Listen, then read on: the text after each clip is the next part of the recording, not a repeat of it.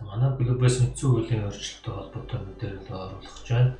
1992 оны 1 сарын 13-ны өдрийн үндсэн хууль та бүгдийн харагдаж байна. За 1999 оны 12 сарын 24-ний өдөр, 2000 оны 12 сарын 4-ний өдөр, 2019 оны 11 сарын 14-ний өдөр тус бүр ингээд 3 удаа шинжилт хийсэн байна.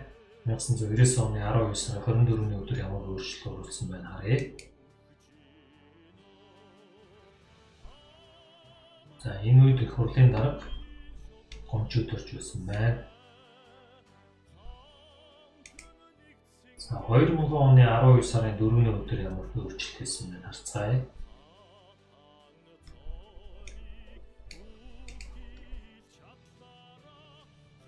За энэ үед их хурлын дарга энэ биш байсан байна. За 2019 оны 11 сарын 14-ний өөрчлөлт буюу бараг жилийн өмнө ямар өөрчлөлт хийсэн бэ гэдгээр харцгаая. За 2019 оны 11 сарын 14 өдөр.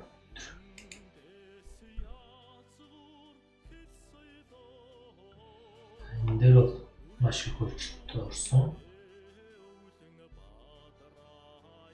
Хурлын дарга замдар хэмтэр байсан байна.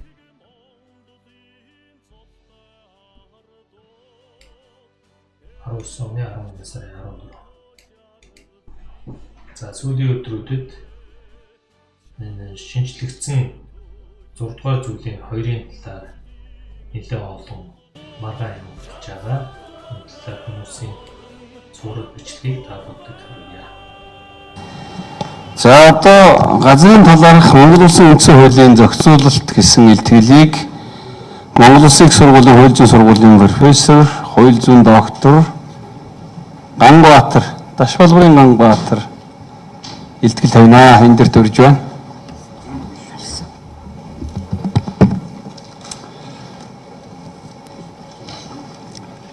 За та бүхэнд энэ өдрийн мэндийг дэвшүүлье. Газрын талаар Монгол Улсын үндсэн хуулийн зохицуулалт сэдвээр яриач гэсэн. Тэгээ энэ сэдв дотроо газар өмчлөх, эзэмшүүлэх, ашиглуулахтай холбоотой ялангуяа гадаадын иргэн харьяалалгүй хүнд газар ашиглалттай холбоотой асуудлыг хөндөё гэж бодож байна. Цаг хугацааны хувьд бид үндсэн хуулийг ер нь үечилж үзэж байна. 3 үечилж үзэж байна. Эхний үндсэн хууль бол анхны үндсэн хууль батлагдсан цагаас дэлхийн 2 дугаар дан хүртэл 2 дугаар данаас 80 он хүртэл тэндээс хоошоо гэсэн ийм 3 үечилж хувааж үзээд өөрөөр онцлогтой эхний үндсэн хуулийн үед бид төрийн байгуулалт эрх мэдлийн хуулийг голон зохицуулж ирсэн учраас газрын тухай асуудал үндсэн хуульд нэг тусдаггүй байсан. За хоёрдугаар үед бол бид өмчийн асуудлыг, өмчийн эрхийг үндсэн хуульдаа тусгаж эхэлсэн. За нийтийн хэрэгцээг үндэслээд газрыг эргүүлэн авдаг, дайчлан авдаг, нөх холбоор олгодог энэ асуудлууд одоо үндсэн хуульд тусдаг болсон. За сүүлийн 90-ад оноос хойш манайхтай хамтарч одоо үндсэн хуулиа баталсан улс орнууд бол ихэвчлэн одоо газрын асуудал, байгалийн баялагын асуудал, ашиглалт, өмчлөл, менежментийн асуудлуудыг үндсэн хуульдаа дэлгэрэнгүй тусгадаг ийм хандлага ажиглагдж байна. Тэгээ Монгол Улсын үндсэн хууль бол 92 оны үндсэн хуульд бид газар, байгалийн баялагын өмчлөл, ашиглалтын талаар, иргэний газар өмчлөх эрхийг хязгаарлалтуудын талаар эргүүлэн авах, дайчлан авахтай холбоотой нэлээд олон зохицуулсан байна. Тэгэхээр газар гэдэг бол үндсэндээ бид аливаа үндэстэн улсын ерөөсөн үндсэн нөөц баялаг газар гэж. Газаргүйгээр, нутаг дэвсгэргүйгээр улс үндэстэн оршин тогтнох боломж огт байхгүй. Тийм ч учраас иргэдийн оршин суух газар, газар тариалан эрхлэх, байгалийн баялагын зохистой хэрэглээ, тусгаар тогтнолын асуудал, үндэсний аюулгүй байдал гэд бүгдээрээ газартай холбоотой. Газар өмчлөх, ашиглах, газрын менежменттэй холбоотой асуудал юм а гэж. Тэгэхээр анх одоо үндэстэн улс үүсгэж бол харьяат иргэн бус хүмүүст гадаадын иргэн гэж үзээд газар өмчлөх асуудлыг хоригддог байсан байгаа ихэнх улсууд. Энэ явандаа яг хамтын ажиллагаа глобалчл юу гэдэг одоо худалдаа 8 хийдэг болсон цагаас баг зэрэг өөрчлөгдөж эхэлсэн, суларч эхэлсэн. Гэхдээ одоо хүртэл бол дэлхийн улс орнуудад гадаадын иргэн харьяалалгүй хүмүүст газрыг өмчлөх асуудлыг хоригддог улсууд нэлээд олон байна. Олон улсын эрх зүйгээр гадаадын иргэдийн газар өмчлөлийн асуудал бол үндсэндээ бараг зохицуулагддаггүй. Өөрөөр хэлбэл дотоодын үндсэн хууль болон бусад хууль тогтоомжийн хүрээнд зохицуулагддаг юм асуудал юм. За 6-гийн 2-т оруулсан нэмэлт өөрчлөлттэй холбоотойгоор газрыг гадаадын иргэн харьяалалгүй хүн гадаадын хуулийн этгээдэд өмчлүүлэх, эзэмшүүлэх боломж нэгтсэн гэсэн ийм яриа яригдаад байгаа. Тийм учраас би нийлдэглээ энэ тал руу бас нэлээд хандуулаад гадаадын иргэн харьяалалгүй хүн гадаадын хуулийн этгээд Монгол Улсын үндсэн хуулийн дагуу Монгол улсад газар өмчлөх, эзэмших боломж бий болсон юм уу гэдэг талаар бас ярих гэж бодож байна. За үндсэн хуулийн одоогийн хүчин төгөлдрүүлж байгаа зохицуулт ёсоор бол газрыг Монгол Улсын иргэн өмчлөнө. Монгол Улсын аж ахуй нэгжин газраа эзэмшнэ. За гадаадын иргэн харьяалалгүй хүн бол газрыг ашиглах ийм л зохицуулт байна. 6-гийн 3-т бэлчээр нийтийн эдэлбэр ба улсын тусгай хэрэгцээнийхээс бусад газрыг зөвхөн Монгол Улсын иргэнд өмчлүүлж болно гэж заасан. Энэ зөвхөн гэдгийг бид анхаарлаа хандуулах хэрэгтэй. Зөвхөн гэдэг нь нэгдүгээрт Монгол Улсын аж ахуй нэгжид газар өмчлөх эрхийг хязгаарласан. Хоёрдугаарт гадаадын иргэн харьяалалгүй хүн гадаадын хуулийн этгээдийн газар өмчлөх эрхийг хоригдсон. Монгол Улсын аж ахуй нэгжийн хувьд бол гэрийн заасан зориулт нөхцөлийн дагуу газар эзэмших эрхтэй. Гадаадын иргэн бол мөн гэрээгээр хууль заасан боловч журмаар ашиглахаар байна. Тэгэхээр эндээс бид Монгол Улсын үндсэн хуулиар иргэдэд газар өмчлүүлсэн боловч гадаадын иргэн хуулийн этгээдээс гадна дотоодын аж ахуй нэгжийн газар өмчлөх эрхийг хоригдсан хязгаарлалтын зохицуулалттай болохыг харж байгаа. Яагаад ийм зохицуулалт орсон бэ гэдэг дээр бид анхаарлаа хандуул. Аж ахуй нэгж компани жинхэнэ эзнийг олоход нэлээд бэрхшээл учирдаг. Гадаадын хөрөнгө оруулалттай аж ахуй нэгжид газар олох тухай асуудалтай. Хувьцаат компанийн хувьд бол нөлөө бүхий хувьцаа эзэмших шин байх уу? Хэдэн хувийн хувьцааг нь гадаадын түншний эзэмшдэг. Аль улсад бүртгэлтэй байх уу? Гэх мэт олон асуудлыг тогтоох тест шалгуур тавьж байгаа. Тийм учраас гадаадын иргэн хуулийн этгээд газар өмчлөхөөс сэргийлэхийн тулд дотоодын аж ахуй нэгжтэй газар өмчлүүлэхгүй газар өмчлөх эрхийг үндсэн хуулиар олгодгүй юм практик байна. Манайх ч бас эдний нэг гэж би ингэж харж байгаа. Ихэнх улс орнуудад газар болон байгалийн баялгаа гадаадын хуулийн этгээдэд өмчлүүлэхийг хориглох эсвэл тодорхой хязгаарлалт тогтоосон байна л да. Жишээлбэл дэлхийн нэг 80 орчим улсад бол гадаадын иргэн газар өмчлүүлэхийг хориглосон байна. Хүлээн зөвшөөрдөг улсууд байна, нэлээд олон байна. Гэхдээ хүлээн зөвшөөрдөг улсууд Америкийг оруулаад эдгээр улсуудад хүртэл гадаадын иргэн харьяалалгүй хүн газар өмчлүүлэхэд тодорхой хязгаарлалтууд тавьж. Ямар хязгаарлалтууд байх вэ? Газрын хэмжээ, газрын зориулалт, ашиглалтын зориулалт, хугацааны хязгаарлалтууд тийм ээ. Зөвхөн гадаадын хөрөнгө оруулагч нар өмчлөх хэрэгтэй. Зөвхөн эсвэл дотоодын иргэдээс илүү өндөр татвар төлдөг байх. Зарим улсын хувьд бол зөвхөн тодорхой улсуудын иргэдэд газар өмчлүүлэх гэх мэтээр зориултын зааж өгөх мэтээр маш олон төрлийн хязгаарлалт өөрчилж байна гэж. Гадаадын иргэн хуулийн этгээд харьяалалгүй хүний газар өмчлөх эрхийг хязгаарлах нь үндсэндээ улсын тусгаар тогтнол, үндэсний аюулгүй байдал, үндэсний үнд зүйлс, уламжлал соёлыг хамгаалахтай салшгүй холбоотой ойлголт юм. Энэ зөвхөн Монгол улсын хувьд биш, бусад улсын хувьд ч гэсэн ийм зорилгоор хязгаарлалтууд оруулж өгсөн байна. Гадаадын иргэн газар өмчлөхийн тулд тухайн улсын иргэдийн нэр дээр газар өмчлөдөг. Тухайн улсын аж ахуй нэгжийн нэр дээр газар өмчлөдөг явдлууд бол бусад улсад олонтаа гарч ирсэн. Манай ч гэсэн айгуул тохиолдож байгаа байх. Тэгэхээр үүнээс сэргийлэх зорилгоор бусад зарим нэгэн улсад яаж ийм гэхээр жинхэнэ ашиг тусыг хүртэж байгаа. Жинхэнэ өмчлөгч нь хэн байна гэдгийг олж тогтоох тусгай төрийн алба хүртэл байгуулсан байх юм. Мэдээж энэ хүч хөрөнгө, мөнгө, хүч зарах ийм ажил байх. Тийм ч учраас олон улсын хувьд бол олон улс орны хувьд бол үндсэн хуулиндаа хязгаарлалт тогтоосон байд юм аа гэж. Компани эзэн биш боловч тухайн компанийн үйл ажиллагаанаас жинхэнэ эдийн засгийн үр шим ашиг тусыг нь хүртэж байгаа нууц ноён нууц эзэн хэн болохыг тогтоох шаардлага гардаг. Тухайн компани аж ахуй нэгжин гадаадын компани юм уу? Гадаадын этгээдийн удирдлагад байдаг дотоодын компани юм уу? Гадаадын этгээдийн өмнөөс газар өмчилж байна уугүй юу гэдгийг тогтооно гэдэг өөрөө маш их хөрөнгө ажил цаг хугацаа шаардсан ийм ажил байдаг. Гэхдээ бас энийг хэрэгжүүлж байгаа газрууд байна л да. Швейцарыг бол нэлээд ярьдаг энэ талаар ийм албатай гэж. Тэгэхээр гадаадын иргэн аж ахуй нэгжид газар өмчлүүлэхийг зөвшөөрдөг улс байгаа. Гэхдээ тэдгээр улсууд нь ямар нэгэн байдлаар ил далд тодорхой хязгаарлалтууд, бэрхшээлүүдийг бий болгосон байд юм аа. Монгол улсын үндсэн хуульд болохоор энэ зорилгоор маш олон хязгаарлалтыг тусгасан байна. Гадаадын иргэн хуулийн этгээдэд газраа иргэн бол арилжих, худалдаалах, бэлэглэх, барьцаалах төрийн зөвшөөрлгүйгээр шилжүүлэхийг үндсэн хуулиараа хориглосон. Эндээс харахаар бид юу гэж хэлэх вэ гэхээр гадаадын иргэн харьяалалгүй хүнд газар эзэмшүүлэх, өмчлөлд нь ямарваа нэгэн байдлаар шилжүүлэхийг зөвшөөрсөн тийм боломж олгосон одоо хууль бол Монгол Улсын үндсэн хуульд нийцэхгүй гэдэг нь тодорхой байна. Гадаадын этгээд газар өмчлөхийг хориглосон өөрөө олон талт ач холбогдолтой. Үндэсний аюулгүй байдал, гадаад этгээдээс одоо эдийн засгийн хувьд тараат болохоос урьдчилан сэргийлэх, газрын үнийг тогтвортой байлгах, энэ гадаадын хүмүүст нэг мужидаа гадаадын иргэдэд газар өмчлөх боломжийг олгоцсон, нөгөө мужидаа олгоогүй байхад тэр олгосон газрын үн тэнгэрт болчдөг. Ийм жишээ нь дэлхийн олон улсад байна. Тийм учраас газрыг өөрсдийн иргэдэд хүртээмжтэй байлгах, цагаачлалыг зохих хэмжээд байх, үндэсний аюулгүй байдал, дотооддоо хүнсээр хангах гэмэт маш олон одоо эерэг үр дагавартай учраас тодорхой хязгаарлалтууд байдаг гэж. За мөн дээр нь гадаадын хөгжингүй улс орнууд хүчрэг хөрш улсуудтай тохиолдолд бол мэдээж нөлөөнд нь автахаас сэргийлэх зорилгоор гадаадын иргэдийн газар өмчлөх эрхийг одоо хязгаарладаг, хориглодог ийм практик байх юм а. Зөвхөн гадаадынхны газар өмчлөлийг хориглоод зогсоогүй үндсэн хуулиараа бид гадаадын иргэн хуулийн этгээд газар ашиглахад нь бас хязгаарлалт тавьж байгаа.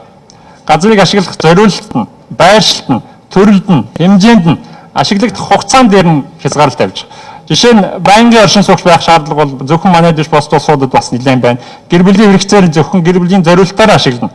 За 5 жилийн хугацаатай байдаг юм а, тодорхой хугацаа тавьж өгнө. Эзэмших, өмчлөх эрхийн хувьд бид нөх холбор олгож байгаа. Эргүүл авсан тохиолдол төрөөс. Гэтэл ашиглах эрхтэй бол тийм одоо нөх холбор олохгүй гэдэг ийм хуулийн зарт байх шээ. Тийм учраас иргэн өмчийн газараа гадаадын иргэнд ашиглуулахдаа эрх бүхий байгууллагын зөвшөөрлийг авсан байна гэх мэт. Өмчийн эрх гэдэг бол өөрөө захин зарцуулах эрх байдаг. Бусдаас асуухгүйгээр. Гэтэл үндсэн хуулиндаа бид юу гэсэн бэ гэхээр гадаадын одоо бусдад ашиглуулахдаа Монгол Улсын иргэн өмчийн газараа эрх бүхий байгууллагаас зөвшөөрөл ав гэдэг. Энэ бас л ялгаагүй адилхан явж гадаадын иргэдэд газар өмшүүлэхгүй гэсэн үндсэн хуулийн зохицуулалттай холбоотой юм а гэж ойлгож байна. Тийм учраас гадаадын иргэд харьяалалгүй хүнд Монгол Улсын үндсэн хуульд оруулсан нэмэлт өөрчлөлтийн дагуу газар эзэмших, өмчлөх боломж бий болсон гэдэг энэ яриа бол хууль зүйн хувьд үндсэн хуулийн зүгээс харахад бол үндслэл багтай байна гэдгийг хэлье. За үлдсэн хугацаанд би нэг товчхон 6-гийн 2-той холбоотой хэдэн санаагаа хэлчихье. За энэ 6-гийн 2 дээр оруулсан нэмэлт өөрчлөлтийг бид нэр ойлгохын тулд эхлээд нийтийн өмч гэдэг ойлголтыг бид нэр тодорхой нэг ойлголт хүрэхгүйгээр явахгүй. Тэгэхээр нийтийн өмч гэдэг одоо би бол зүгээр төсөөлж байна л да. 6-гийн 2-т нийтийн өмчгээд төрийн нийтийн өмчгээ орчихгонгууд эн чинь бүх хүмүүс дураараа гадны иргэд хүртэл өмчлөх боломжтой, эзэмших боломжтой болчих нэ гэдэг ийм санаа яваад байгаа нь энэ public property, common land use төрийн өмч нийтийн өмч нийтээр ашиглах өмч гэж тийм ээ. Common land use, communal land use гэсэн ийм ойлголтууд байна л да онлын. Эднийг хооронд нь ялгаж салгахгүй байгаатай холбоотой юм гэж харж. Бид бэлчээрийг Монгол Улсын үндсэн хуулийн дагуу өмчлөх боломжгүй зөвхөн ашигладаг, нийтээр ашигладаг, хэрхэн ашиглаж ирснээ бид мэдэн тийм ээ боломжтой. Яг энэ ашиглалтын шин бид юуг нэрлэж байгаа вэ? Common land use гэж нэрлэж байгаа. Тэгэхээр бид үндсэн хуулийн төрийн нийтийн өмч гэдгийг бүгдээрээ хэн дуртай нэг өссөн үедээ ашигладаг ийм нөгөө open access regime шиг тийм ээ болгочихно гэж ингэж харах юм бол энэ өрөөсгөл ойлголт болно гэж. Энийг одоо ялгаж солих ойлгох шаардлага зайлшгүй байна. Мэдээж үндсэн хуулийн хүрээнд түрүүнд мөнх сайхан доктор хэлжсэн.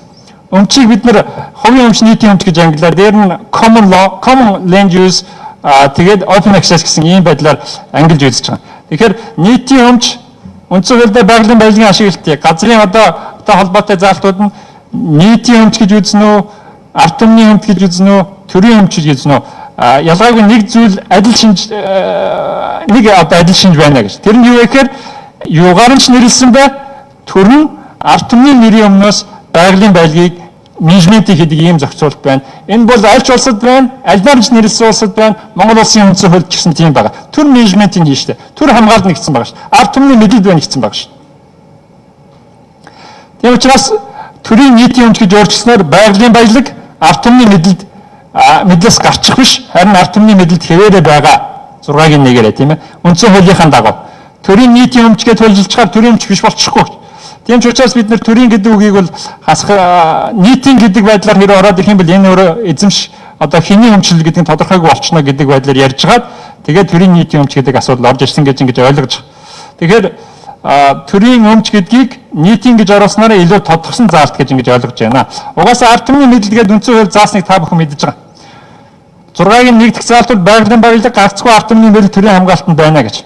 Тэгэхээр ард түмний мэдээлэл байна гэдэг заалт оруулснараа тэрийг хамгаалдаг, менежмент хийдэг субъект нь өөрөө болчихно гэж ойлгож болохгүй л дээ. Монгол улсын бүх эрх мэдэл ард түмний мэдэлд байна гэдээ үндсэн хуулиар заагдсан байна шүү дээ. Ард түмний мэдэлд байна гэж заагдсан байна. Тэгээ энэ эрх мэдэл ихийг хэрэгжүүлэх юм. Бүх улсад парламентын засаглалтай улсад ард түмний төлөөд сонгогдсон төр нь хэрэгжүүлж байгаа үстэй. Парламент нь хэрэгжүүлж байгаа үстэй хууль тогтоох замаар. Тийм учраас төрийн нийтийн өмч гэдэг зохицуулалтын талаар төсөл санаачлагчдын зүгээс өгсөн тайлбарт бол төрийн эмч гэхээр одоо даргын эмч болоод байна гэж. Хэний хэсэг бүлэг хүмүүс дураараа одоо захиран зарцуулаад байгаа учраас тэрийг боомлох үүднээс бид нар нийтийн гэдэг үгийг оруулаа гэсэн ийм санаал анх ярьж исэн. Энэ одоо нэмэлт өөрчлөлтийг оруулъя гэсэн ерөнхийлөгчийн төслийг тайлбарлаж исэн хүмүүс нь. Аливаа үндсэн хуулийн зүйл заалт түүний одоо нэр томьёоны агуулгыг ойлгож тайлбарлахаар бид нар зөвхөн үг үсгээс гадна үндсэн хууль тогтоогчийн зорилго, үзэл баримтлалыг иш үндэс болгодог.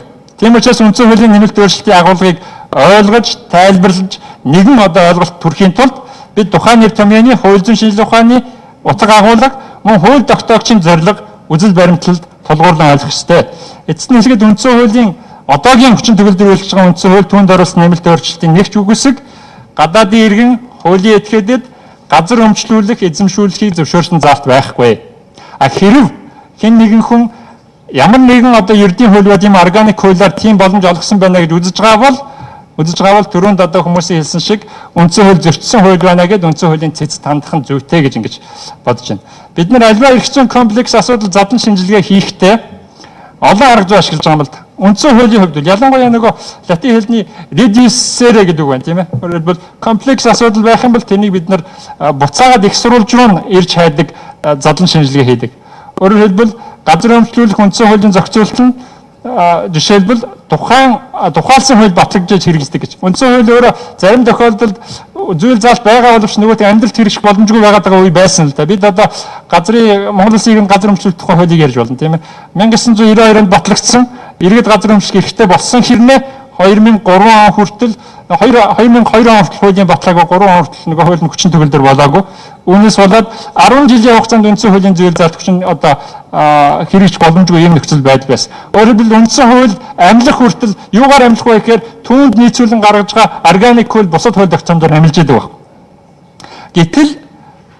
Гэтэл үндсэн хуульд оруулсан нэмэлт өөрчлөлт түүнийг одоо амлуулах, түүнд нийцүүлэн гаргах өөрчлөлт нь орж амжаагүй байтал энэ үндсэн хуулийн нэмэлт одоо өөрчлөлөө ард түмнийгээ заачих юм бол ард түмний өмчгээ заачих юм бол бүх асуудал шийдэгдэх юм шигээр ярих нь бол судлаачийн зүгээс үүдэх зүйл нэлээд өрөөсгөл одоо ийм зүйл харагдж байна гэдгийг хэлээд одоо өнөөдрийн яриагаа өндөрлөё. Цаг дууссан байна. Баярлалаа.